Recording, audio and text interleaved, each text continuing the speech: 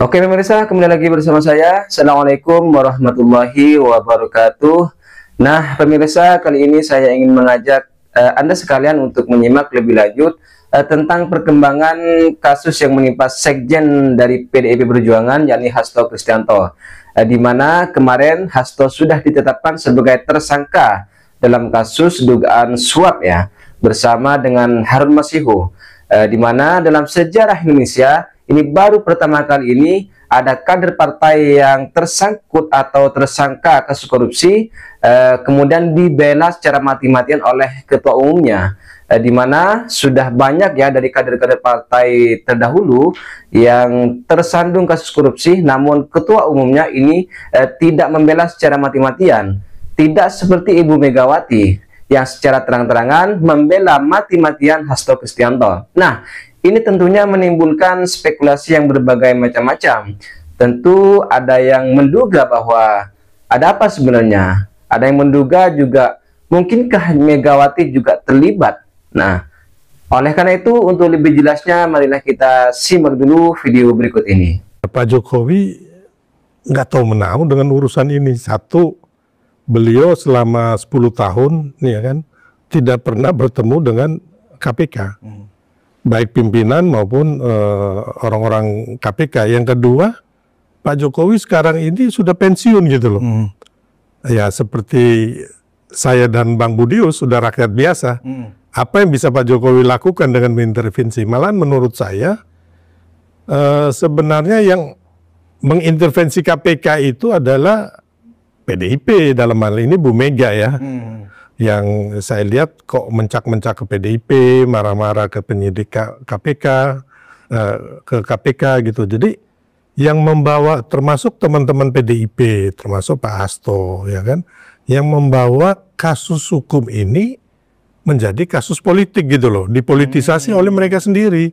Pak Jokowi nggak tahu menahu gitu loh. Pak Jokowi udah selesai, sekarang beliau udah tenang gitu loh. Kok ini PDIP ini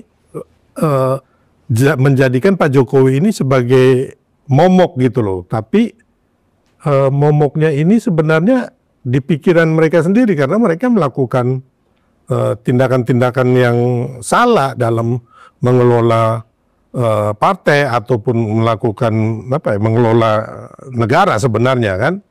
Ya indikasi-indikasi mereka KKN ya kan, ada korupsi termasuk masalah Harun Masihu gitu loh. Yang kita lihat bagaimana ini kasus sudah dari tahun 2020. Bagaimana kita lihat di situ sudah ada niat dari teman-teman ya untuk menggolkan Harun Masihu. Mensreanya udah ada Bang sebenarnya gitu loh. Nah atas selalu Pak Jokowi selalu dikambing hitamkan bahwa ini semuanya gara-gara Pak Jokowi balas dendam. Apalagi kan ini dianggap setelah pemecatan dikeluarkan ya kan oleh DPP PDIP. Apakah relawan Solmed ini akan melakukan semacam apa balasan atau tindakan hukum atas fitnah atau apa yang dilakukan oleh Hasto dan PDIP? Kayaknya nggak perlu ya. Kalau kita lihat saat ini sih Hasto sudah menjadi tersangka bersama si siapa namanya, satu itu kalau nggak salah namanya si siapa ya, DTI. DTI ya, pengacaranya Hasto. Pengacaranya Hasto. Ya tinggal kita menunggu lah, kita hormati ya kan.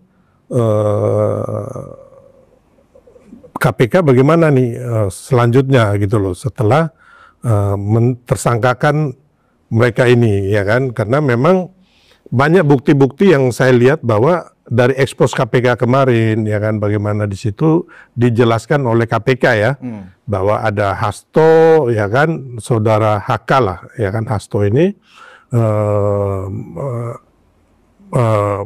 memerintahkan untuk merendam ponselnya Harun Masihu, terus bertemu dengan siapa komisioner KPU itu siapa namanya Bang? Wahyu Setiawan. Wahyu Setiawan. Terus menyuruh namanya Saiful Bahri. Ini kalau ekspos dari KPK ya, bukan dari kita ya. Menemui yang akhirnya menjadi anggota dewan ya kan, si Reski ya kalau nggak salah, ke Singapura supaya Reski ini mundur, Bang. Terus saudara Hasto juga memerintahkan saudara Tri untuk menggugat di Mahkamah Konstitusi kalau nggak salah, Ya. agar kan sebenarnya itu kan KPU mempunyai kewenangan untuk apabila terjadi PAW, kan Pak Nasarudin ini kan meninggal, Bang, Ya. gitu loh, di sebelum pelantikan DPR 2019-2024. Nah, berarti kan harus ada PAW, ya kan? Di PAW yang menurut undang-undang, ya kan, pemilihan umum itu kan yang menggantikan itu kewenangan KPU menggantikan oleh yang nomor 2, Bang. Ya. Ya. Dalam hari ini Reski Aditya kalau nggak salah itu, yang mempunyai mendapatkan suara 40.000. 44.000. 44.000. Tahu-tahu mereka mau mengganti, ya kan, pihak ya Hasto atau PDIP lah dengan Harun Masiku yang hanya 5.000.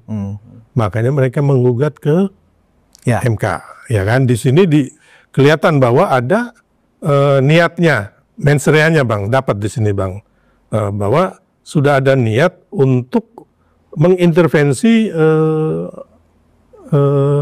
dalam hal ini KPU, Bang, penyelenggara negara, penyelenggara pemilu, dan di situ diiringi oleh uang yang akhirnya ditangkaplah saudara Saiful Bahri, terus Setiawan Wahyu Setiawan. Wahyu Setiawan, termasuk yang Tio, kalau nggak salah Tio ini dari Bawaslu ya, Bang, ya, kalau nggak salah, Agustina Tio.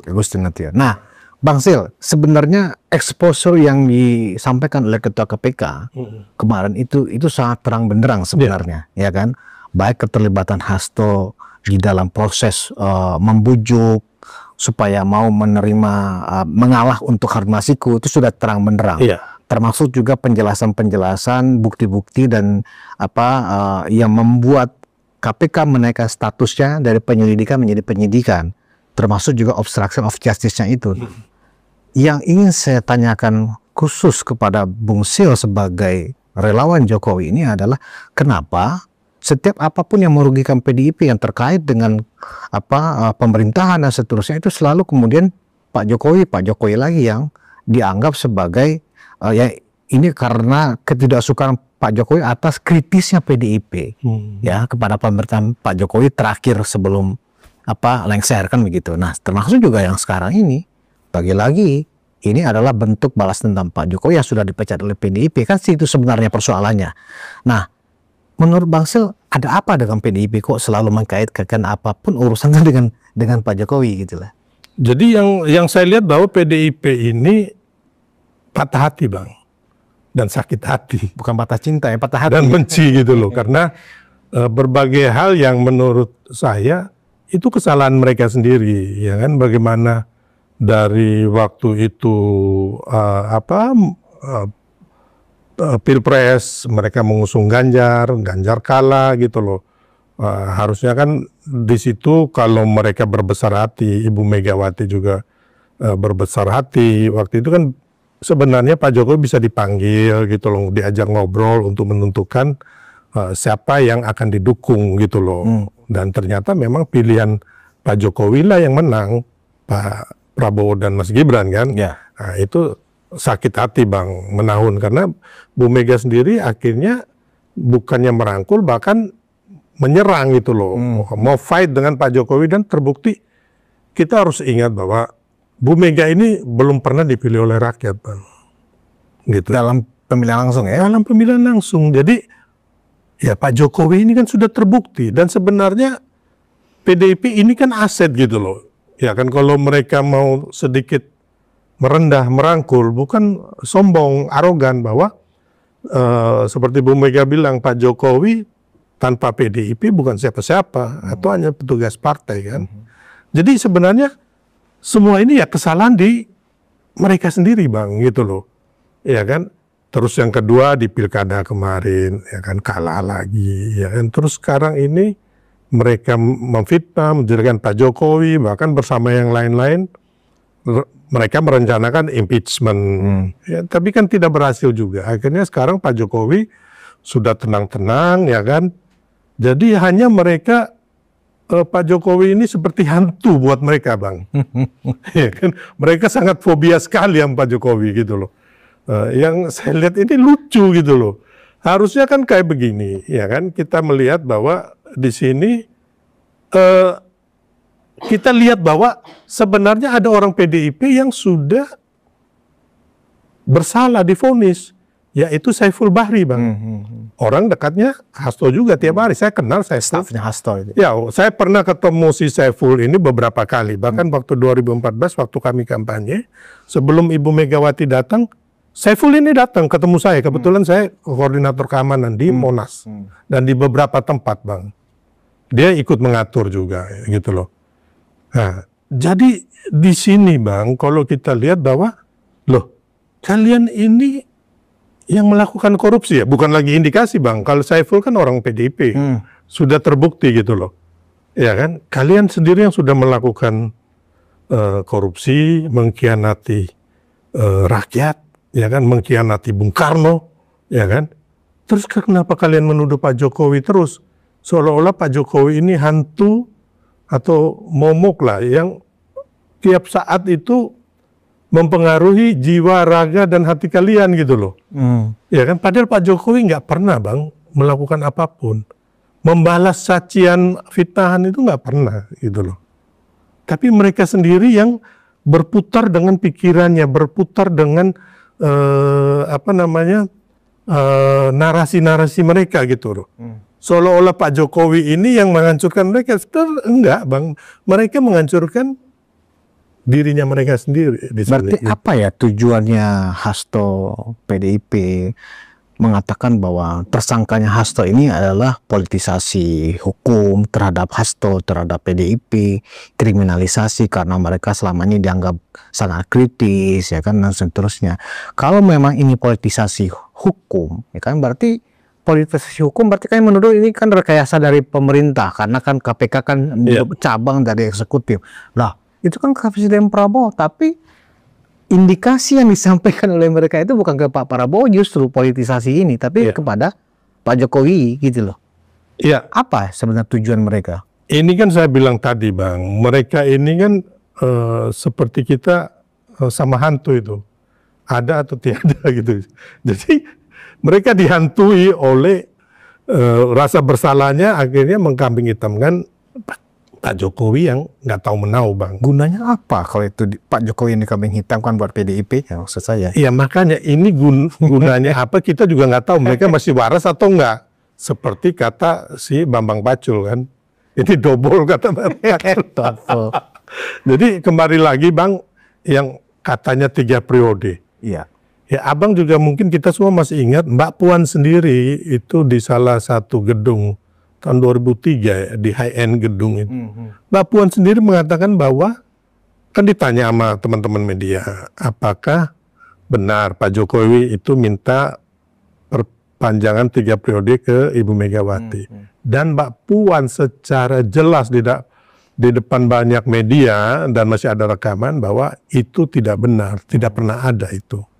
Tapi ini sama Hasto dan kawan-kawan gengnya ini, ya kan, kubunya Hasto lah, ya kan, ya bukan kubunya Mbak Puan gitu.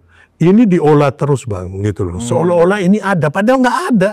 Dan kami juga berani bersaksi, mau ambil disumpah apapun, bahwa tidak pernah wacana 3 periode ini dikonsolidasikan oleh Pak Jokowi. Kalau Pak Jokowi mau, otomatis yang bergerak kan kita, Bang. Karena saya ini bergerak, waktu itu teman-teman ini saya yang menolak 3 periode. Karena saya itu membuat namanya Setia Tegak Lurus Jokowi. Jadi ketika Pak Jokowi mendukung capres kayak Pak Prabowo atau Pak Ganjar atau Pak Anies Baswedan, kita akan ikut ke situ. Nah, dan kebetulan Pak Jokowi dan kita sama-sama inginnya Pak Prabowo, ya kita tegak lurus Pak Jokowi mendukung Pak Prabowo.